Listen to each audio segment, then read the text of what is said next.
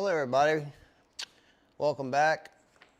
This is part 3 of getting serious about horsepower, and today I'm going to answer some questions. I finally been very busy and finally got time to actually finish making this video. So first, thank you if you have subscribed already. Thank you for doing that.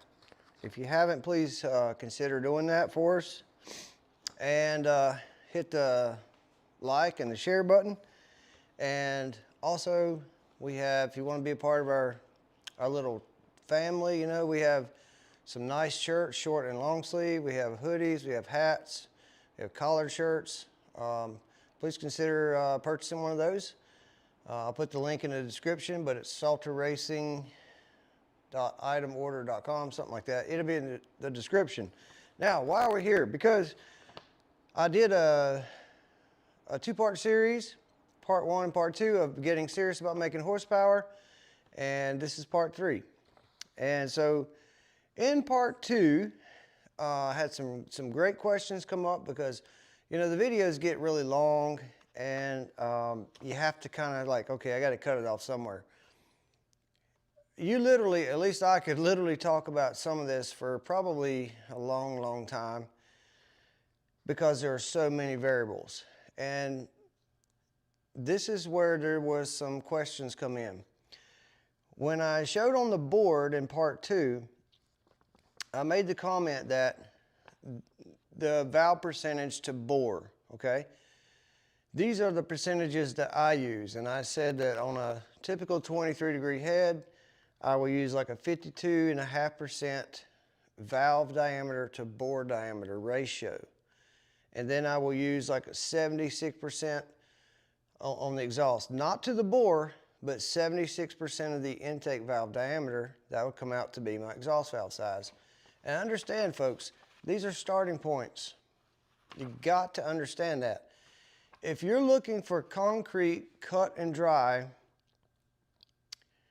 it doesn't work that way. And the reason it don't work that way is because there's so many variables. It's just like I see some of these videos on camshafts, which, my Lord, the internet is saturated. But if you think that you can find the optimum camshaft for a particular engine combination, and if you think that camshaft will be optimum perfect for another engine combination, you're going to be left behind. The moment you change the crankshaft stroke, you've just changed your valve timing events, valve timing requirements. The moment you change how many RPMs you want to turn, or where you want the torque to peak at, or where you want the horsepower to be, or the induction system type, or is it carbed, or is it EFI, or is it boosted? You just changed the valve timing requirements. So, all of that stuff is fine and dandy, but there are a lot of variables, just like in this here cylinder head thing. And you're going to find that just like in automotive manufacturers, where you have Ford and Chevy and Dodge and all the European cars and all the Japanese cars and all the Korean cars and Lord knows who else makes cars, you're going to find that they all have a goal, which is to make money, number one, but number two, to provide the customer with a vehicle that carries them down the road for a price. And then they will advertise that particular vehicle model as this model will go from 0 to 60 in 2.5. Or this model, it don't go to 0 to 60, but it's safe in a crash. Or this model has, you know, widescreen TVs in the back seat, and it's, you know, all kinds of gibberish. And they all develop the car different ways.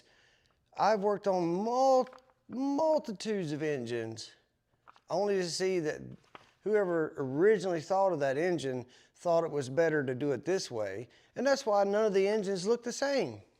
Folks, if it was cut and dry math, every car would look the same, every engine would look the same, everything would be the same, and how boring would that be? No, it's not cutting dry because there are variables.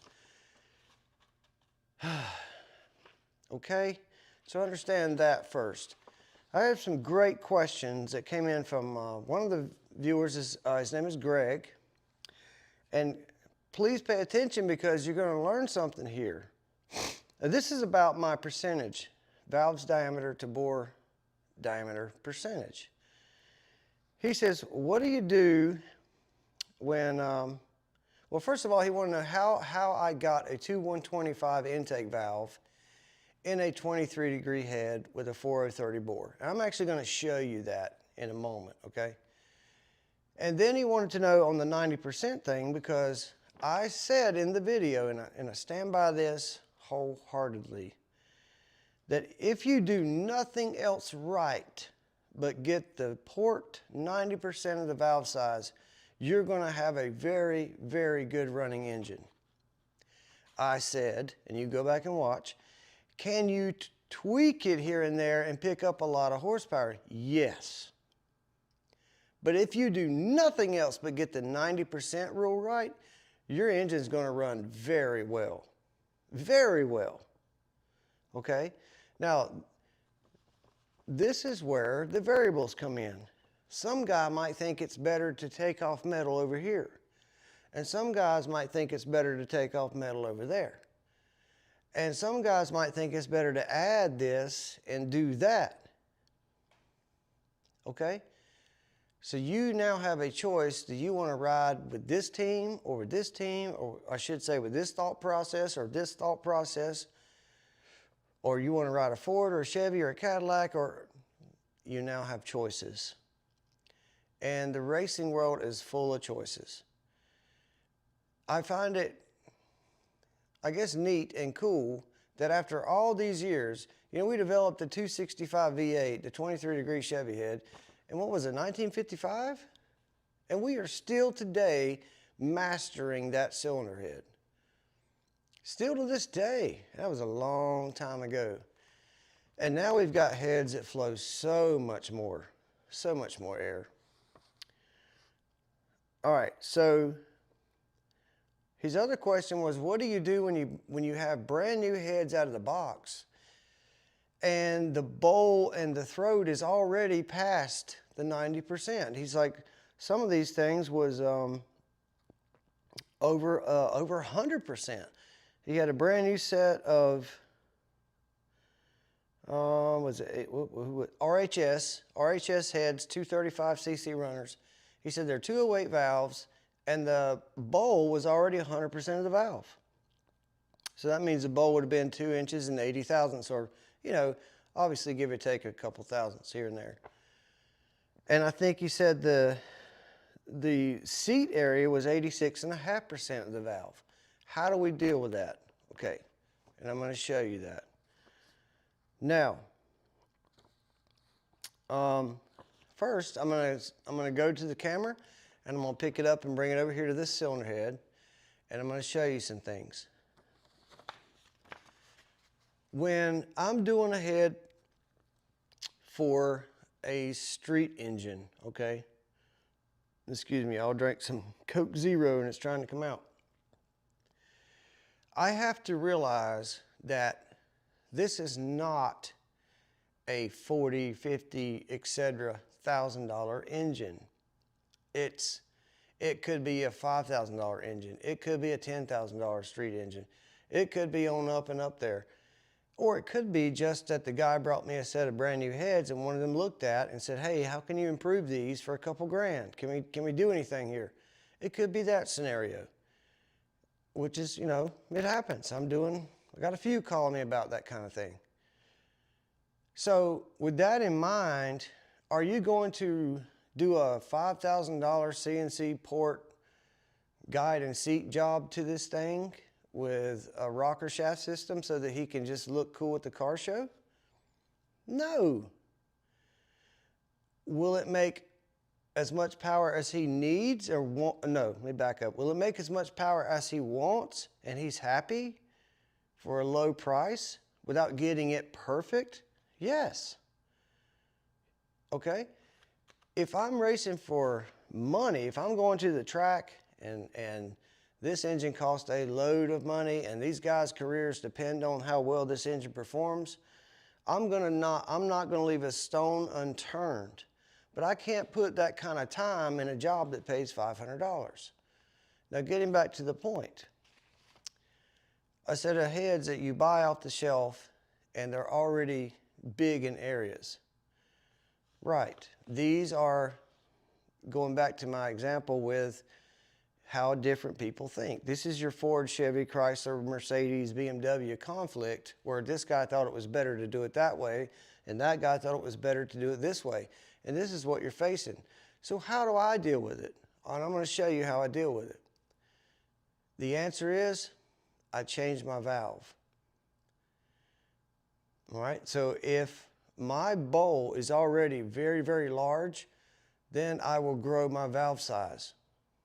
Because that is a cheap, I can get a set of valves for $8, $9 a piece. A stainless, street valve. That's an easy deal, okay? So let's, and I know I'm wholesale, but even for you, if you can get a new set of intake valves or exhaust valves to get the port diameter right, the port right, and you spend $150 or $200 on a set of valves, If you're wanting optimum performance, as people use the term lately, then that's what you'll do. If it's good enough that the thing makes 550 horsepower, then it's good enough. It's what do you want out of the engine? So my cure for this is if it's all wrong from the factory, as far as wrong goes, as far as my opinion, and I know I can make it better, my opinion and your opinion mean nothing. What matters is, does the dyno say it's better? And the answer is yes, or I wouldn't be telling you this. So if I can do those things and actually get dyno proven horsepower and axle braking power put in that car by doing these changes, then what's $200 to get a set of valves to get the size right? So when they're wrong out of the factory, if it's a deal where the bowl is a little too large, I'll go to a bigger valve. Redo my valve job, do a little blending in there to fix everything, and now I'm back to where I want to be. And you're going to spend some extra money doing that when you have to pay someone, but that's how you do it. When we get these heads to CNC port, to get 355 CFM out of a 23-degree head with a 238 cc runner, I don't care who you are, that's pretty good. And that's what we're getting. And I'm actually going to show you this here today, in just a minute. And who says you can't put a 2125 valve in a 23-degree head with standard location? So we're going to see, because I'm going to show you. I'm going to physically show you. And not only that, we're going to stick a 2180 valve in one and let you see what that actually looks like. All right, so hang in there. I'm going to get the camera and bring it over here and show you what's happening. Thank you. All right, guys, so we're back here, and this is the cylinder head I've been talking about that I get in the mid 350s before 750 on the lift. 23 degree, straight up 23 degree, 238 cc runner. And no, I'm not going to show you everything about it because,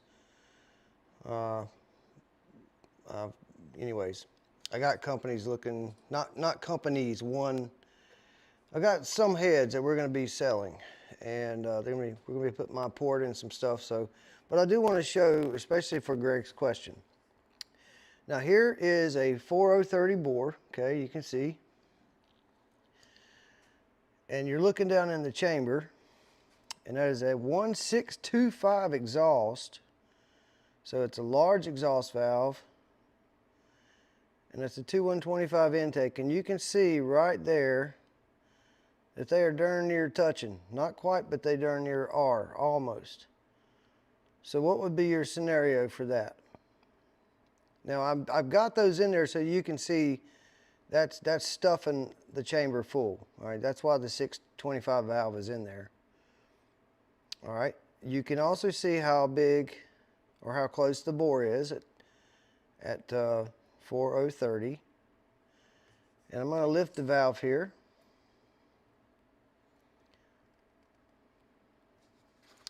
Yeah, okay, hard to get my hand in there. Let's see. I got a piece of little piece of tape around it to kind of hold it in place so it doesn't drop when I let go of it. All right. So there would be your bore size. You can see all around that valve, 2125.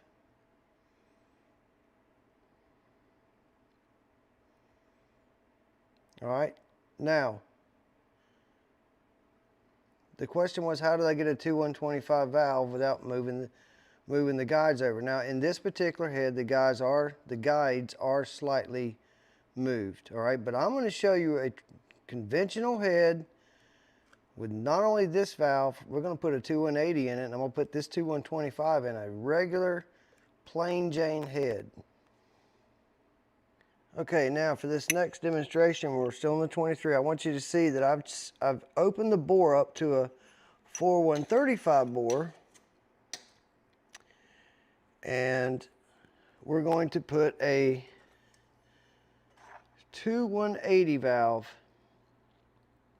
in this port.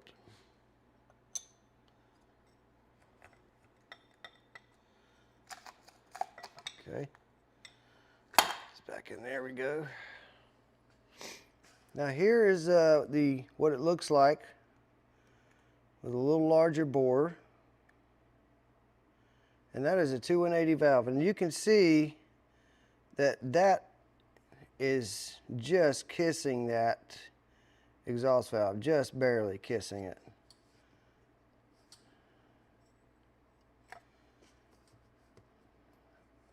There's the intake valve moving. You can see it's not moving the intake, so it's not touching it, but man, if it ain't touching it, it is just nothing between the two. All right, so here's your 2180. And that is in a 23-degree head, guys, with a 4135 bore. So can it be done? Yes, it can be done. It absolutely can be done. All right, now let's move over here. Here's our 2125 valve. This is an Edelbrock E Street head. It's one I'm fixing for a guy. And I got a lot of work to do to these. But the first thing before we stick this valve in, I want you to notice, and sorry I'm by myself here, so the stock valve size was 2020. Right now, right here in the valve, is 90%. It measured out at 1 inch, 816 thousandths. The bowl inside of here, okay, way on in there a little bit.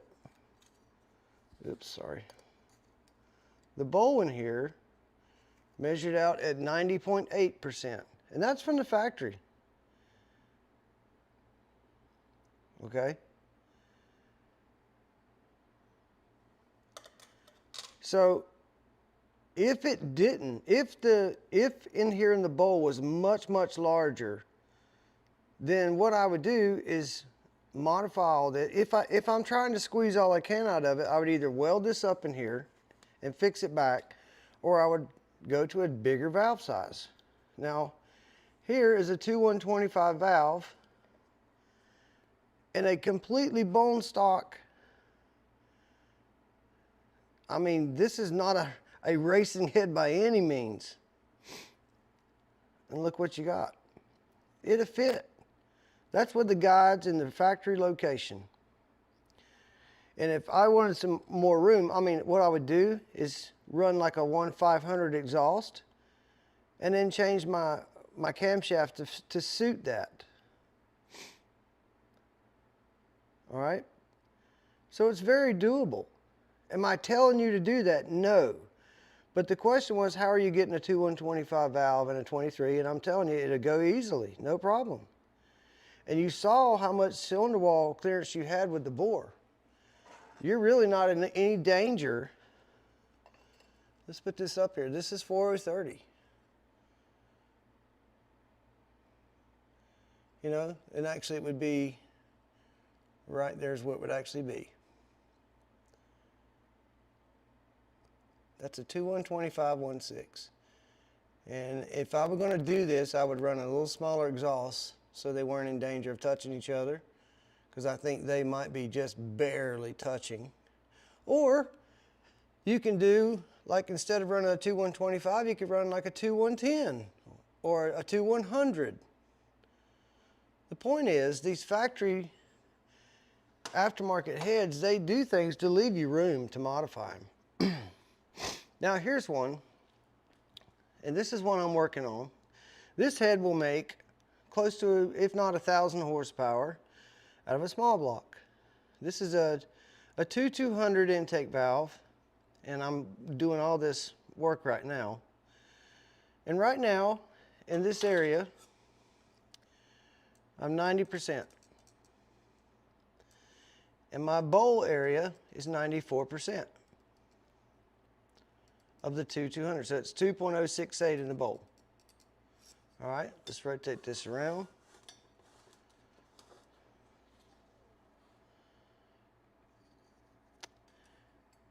All right, so then you have your cross-sectional area in the runner, which we haven't talked about yet. But even still, if you'll notice where my compass thing is, my inside checkers, I usually have, let me open this up so it doesn't flop around. Right there. I usually start to have a pinch point, and I say a pinch point, it's not, I guess you could call it that. I usually have a pinch point about middle way of the runner. About middle way of the runner is where I really start to take very seriously what my sizes are. Because remember, on a head like this, okay, see that? Right in there is where I start getting real serious about my percentages.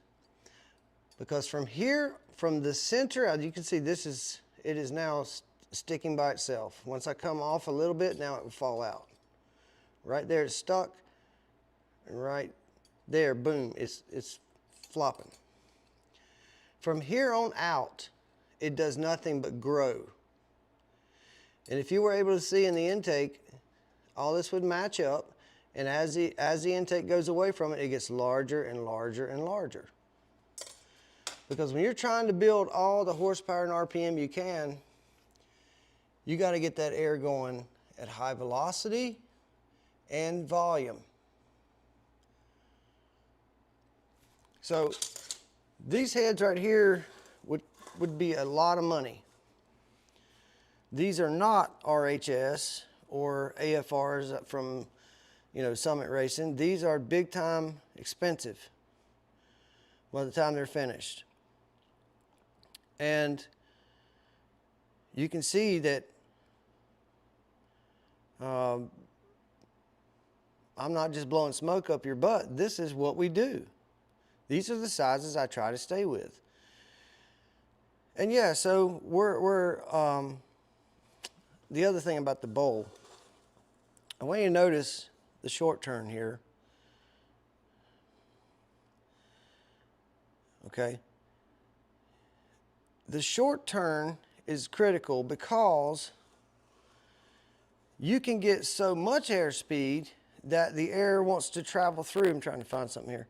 The air will come through here at such a speed that it does not want to turn this radius. And you can actually get a turbulent problem in here because it's going so fast it won't turn. And so what I do, this is going back to the Ford, Chevy, Chrysler, right? Different ways to skin the cat here. What I do is I try to maintain no more than 95% in here at its biggest, but I will open it up in other places, like I told you before. As it leaves this runner, it starts getting bigger and bigger and bigger all the way up in the intake. And I will start opening up from the center out towards the plenum. I will start opening that head up to change my airspeed. And guys, listen, it's why there's so much research and development. It truly is. I mean, man, it's just, I don't know how to explain it anymore. I start with this. This is the 90% rule for me is a fantastic starting point. And from there, you have to trial and error. You might find a camshaft that makes that head work beyond belief. And then doing what I say might hurt it. But then you change the cam after you do what I'm telling you to do, and all of a sudden it makes 20 more than it ever did before. You see, that's what I'm saying. It's just a lot of variables. It really, truly is. But like I said, the 90% rule will put you so close it ain't funny. One thing about it, if you maintain the 90% rule, you will not be out of torque at any time. You will have a lot of torque. Now I'm going to get to this last question, and this is from Mark. And he says that according to the formulas that I showed on the board in part 2 of Getting Serious About Horsepower, that his valve sizes in his big block are basically, wrong. And according to the same formula, the exhaust valve should have been 171 instead of 1880.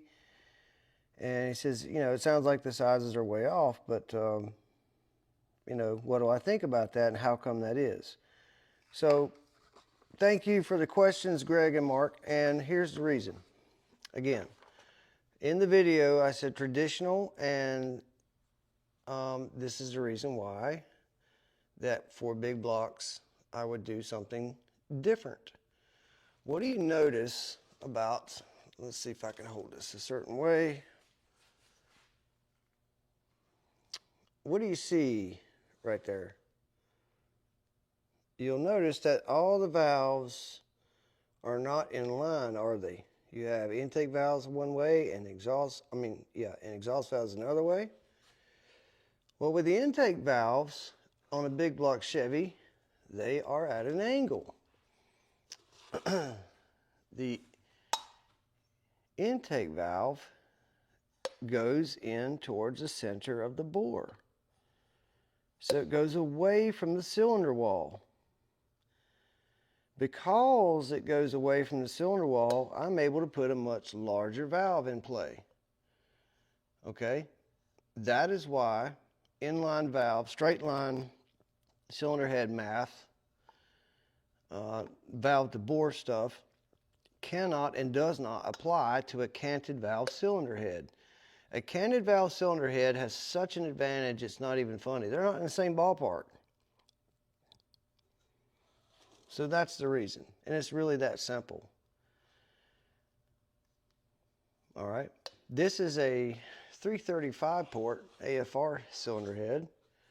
And let's see here. You know what? One thing I really want to talk about here, and I will in a second.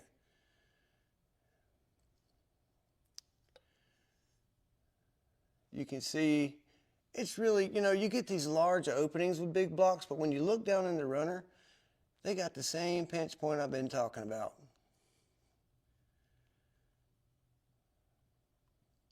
We're going to talk about that here in just a second. With all this stuff and all these formulas and all the theories and all the different personalities involved, and it seems like we're coming up with cylinder heads every day. What is the main objective? The main objective is to get as much air and fuel in the cylinder as possible. That is the main objective. That's why, nitromethane makes so much horsepower, because the air and fuel ratio is so much less. I mean, you can put, gosh, I don't even remember. It was at 6-to-1. I might be off on that, but it's a lot more fuel with same parts air, whereas gasoline peak horsepower might be between 12.5 and 13. Everything I'm talking about, guys, is naturally aspirated. where you need, this much air to this much fuel, whereas with, a different type of fuel, it's 1 part air to 6 parts air to 1 part fuel. So that's the whole thing, is to get as much air and fuel in the cylinder. And whichever way we can do that with the natural draw of the cylinder, that's a win. That is a win. And with the big block Chevrolet, or any canted valve cylinder head design, with the valve being canted, we can make that valve much larger, therefore getting more air. Whenever we get more air, we're getting more fuel. And you can take, for example, let's just say we have an engine, and this engine, I don't know what it is. I'll quit talking about Chevys for a minute. Let's say it's a 440 Dodge, because it really doesn't matter. It's a 440 Dodge, and it's 10-to-1 compression. It's got a decent 550 lift cam. It's got a 780 Holley and a nice intake on it. And we're going to take and literally duck to the carburetor. We're going to duck in 35-degree air straight to the carburetor. Will our horsepower increase? Yes. Okay. Why? Because our density changed. How much will it increase? Give or take 15 to 20 maybe, maybe a little more. But is there a limit? If we go any colder, will we get any more horsepower? No.